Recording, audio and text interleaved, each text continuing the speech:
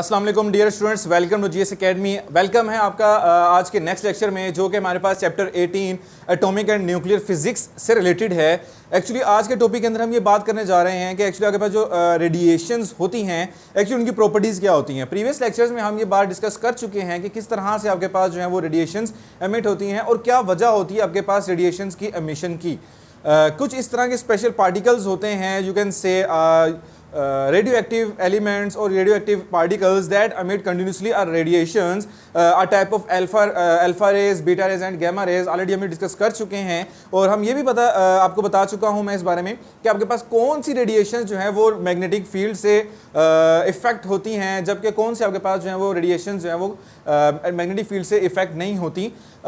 ये देखा था हमने कि आपके पास अल्फा रेज और जो बीटा रेज हैं, ये दोनों आपके पास ऑपोजिटली बिहेव करती हैं। You can say if one rays are positive then other negative like behave, कि अगर आपके पास एक रे पॉजिटिव जा रही तो इट मींस कि आपके पास दूसरी नेगेटिव की, यानी कि लेफ्ट और राइट एग्जैक्टली एक दूसरे के ऑपोजिट ये बिहेव करती हैं। जबकि आपके पास जो गैमा रेज हैं वो बिल्कुल भी किसी भी टाइप ऑफ मैग्नेटिक फील्ड या किसी भी टाइप ऑफ रेडिएशन से स्पेसिफिकली वो इफेक्ट नहीं होती।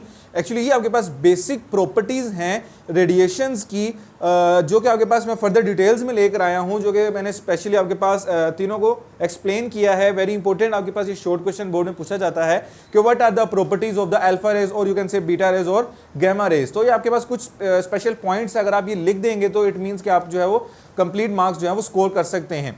तो फर्स्ट ऑफ ऑल आपके पास अल्फा रेज का पूछा जा रहा है कि अल्फा रेज हम ये डिस्कस कर चुके हैं कि आपके पास किसी मैग्नेटिक फील्ड किसी भी आपके पास रेडियो एक्टिव एलिमेंट में से जो रेडिएशंस एमिट होती हैं, एक्चुअली में से कुछ रेडिएशन आपके पास जो है कुछ रेज जो है वो अल्फा पार्टिकल्स के तौर पे भी जानी जाती हैं।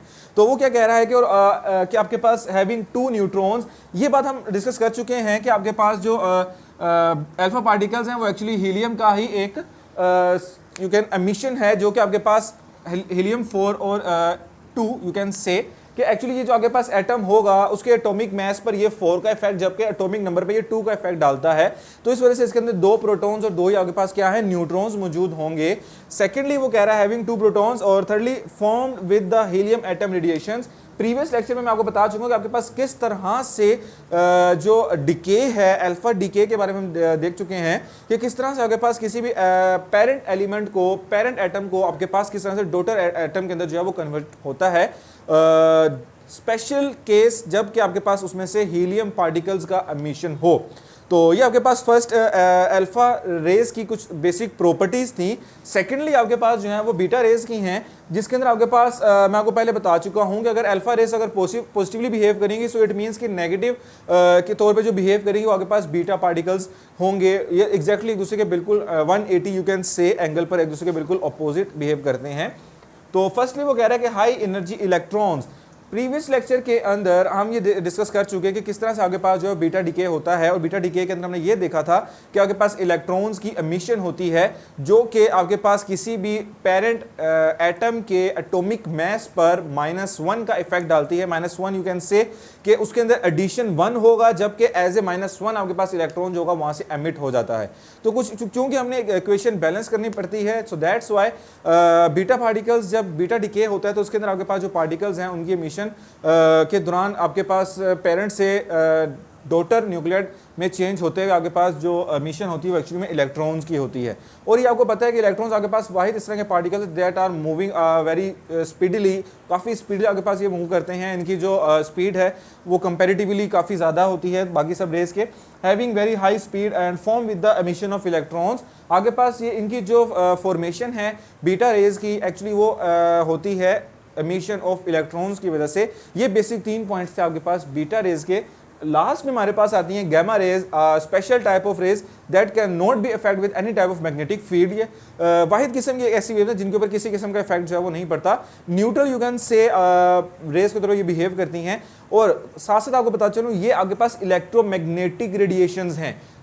फर्स्ट चैप्टर के अंदर मैं आपको ये बता चुका हूँ 10th क्लास वालों कि आपके पास 2 तरह की वेव्स बेसिक हैं, एक है इलेक्ट्रोमैग्नेटिक, दूसरी आपके पास जो है वो मैकेनिकल वेव्स हैं। इलेक्ट्रोमैग्नेटिक वेव्स हमने पढ़ा था कि ऐसी टाइप ऑफ वेव्स हैं जो कि किसी भी किस्म के मीडियम पे जो है वो की वजह से इफेक्ट नहीं होती, ना इनके ऊपर किसी किस्म का इफेक्ट पड़ता है with the change of the medium. तो यही बात मैं यहाँ पर आपके सामने कर रहा हूँ कि ये गैमा रेज ही एक्चुअली में आपके पास जो है वो इलेक्ट्रोमैग्नेटिक रेडिएशंस होती हैं और इनकी फ्रीक्वेंसी काफ़ी ज़्यादा होती है। फ्रीक्वेंसी ज़्यादा होने की वजह यह है कि क्योंकि ये आपके पास इलेक्ट्रोमैग्नेटिक है और इन्होंने किसी भी किस्म के मीडियम से इफेक्ट नहीं होना। सो दैट्स वाई आपके पास ये गैमा रेज जो है वो किसी भी किस्म से मैग्नेटिक फील्ड से और you can say any type of other medium can not be affect the gamma rays. ये आपके पास कुछ बेसिक प्रॉपर्टीज थी रेडिएशंस की जिसके अंदर मैंने अल्फा रेज, बीटा रेज और गैमा रेज के बारे में आपको बताया है। अब इसकी कुछ आगे भी कैरेक्टरिस्टिक्स हैं रेज की, जो कि पेनिट्रेटिंग पावर है, यू कैन से कि पेनिट्रेटिंग पावर में आपके पास किस तरह से ये तीनों भी रेज बिहेव करती हैं। चलिए जरा उसको देखते हैं।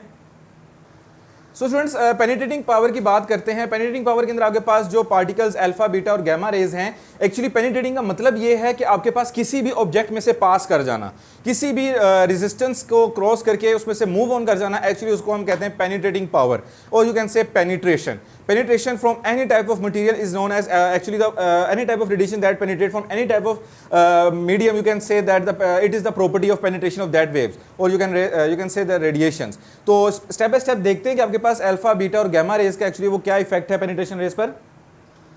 सो स्टूडेंट्स, आप देख सकते हैं कि आपके पास पेनिट्रेटिंग प्रॉपर्टीज के अंदर आपके पास जो अल्फा रेज हैं वो एक्चुअली स्मॉलेस्ट रेंज के पार्टिकल्स हैं क्योंकि आपके पास इनका जो एलिमेंट है, जो पार्टिकल हीलियम पार्टिकल है, वो एक्चुअली साइज में बड़ा होता है। सो दैट्स वाई ये आपके पास जो है वो काफ़ी ज़्यादा दूर तक ट्रैवल नहीं कर पाते, क्योंकि जितना ऑब्जेक्ट बड़ा होगा उसको ट्रैवल करने में उतने ज़्यादा आपके पास जो है वो रेजिस्टेंस फेस करनी पड़ सकती है। और इसकी जो रेंज है वो आपके पास अप टू फ्यू सेंटीमीटर्स है जस्ट इन एयर। हवा में सिर्फ कुछ सेंटीमीटर तक आपके पास जो है वो पेनिट्रेट कर सकती हैं किसी भी ऑब्जेक्ट में से। जबकि बीटा रेज की अगर बात की जाए तो बीटा रेज में आपके पास जो है वो इनकी पेनिट्रेशन पावर जो है वो अल्फा पार्टिकल्स के मुकाबले कुछ ज़्यादा होती है। क्योंकि आपके पास इलेक्ट्रॉन से मिलकर बने हैं और इलेक्ट्रॉन्स आपके पास फास्टली मूविंग आपके पास पार्टिकल्स हैं। So that's why we can say its range is up to several metres, कुछ मीटर तक आपके पास ये हवा में ट्रैवल कर सकते हैं। जबकि अगर गैमा रेज की बात की जाए तो गैमा रेज में मैं आपको बता चुका हूं कि ये इलेक्ट्रोमैग्नेटिक टाइप ऑफ वेव्स हैं जो कि आपके पास किसी भी किस्म के मीडियम से इफेक्ट नहीं होती। सो दैट्स व्हाई इनकी जो पेनिट्रेशन पावर है वो as compare to alpha rays और बीटा रेज आपके पास जो है वो ज्यादा है और ये इसी वजह से ज्यादा ट्रैवल कर सकती हैं क्योंकि ये आपके पास special type of electromagnetic waves में लाए करती हैं। और यही वजह है कि आपके पास जो है वो 700 मीटर्स जो है ये आपके पास हवा में ट्रैवल कर सकती हैं, से कुछ 100 मीटर तक आपके पास ये पेनिट्रेट कर सकती हैं ऑब्जेक्ट्स में से। और यू कैन से कि आपके पास जो है ये डिफरेंट किस्म की कैटेगरीज में भी आपके पास शेड्स आती हैं कि वो शेड किस तरह की है, रेजिस्टेंस कैसी है। सो कुछ इस तरह के आपके पास यहाँ पर फैक्टर्स आते हैं जिसकी बेस पर आपके पास जो है वो यू कैन से कि पेनिट्रेशन पावर जो है वो किसी भी रेस की जज की जा सकती है। तो ये था आज का लेक्चर जिसके अंदर हमने आपके पास कुछ प्रॉपर्टीज़ के बारे में डिस्कस किया, बेसिक प्रॉपर्टीज़ अल्फा, बीटा और गैमा की, और फर्दर मैंने पेनिट्रेशन प्रॉपर्टी के बारे में भी आपको बताया कि किस तरह से आपके पास जो है ये रेज जो है वो पेनिट्रेट करती हैं from the different type of objects. तो आई होप सो आज का लेक्चर आपको पसंद आया होगा। इंशाल्लाह मुलाकात करते हैं आपसे नेक्स्ट लेक्चर में। नेक्स्ट वीडियो तक अपना ख्याल रखें। खुदा हाफिज़।